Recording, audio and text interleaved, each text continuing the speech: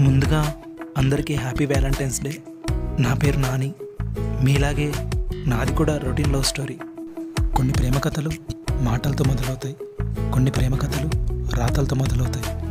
నా ప్రేమ కథ కూడా అక్షరాలతో అల్లుకొని సమాధానం కోసం ఎదురు చూస్తుంది. ఆ సమాధానం పేరే మహి.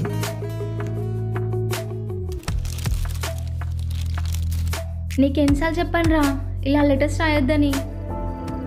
అలా అంటవేంటి మహి? ఎంత కష్టపడి రాశాను, కనీసం ఒక్కటైనా చదివావా? అంత కరెక్ట్గా ఉందా? ప్రతి లెటరు ప్రేమతో రాశాను, ప్రతి అక్షరం ఇక్కడ గుర్తుపెట్టుకున్నాను.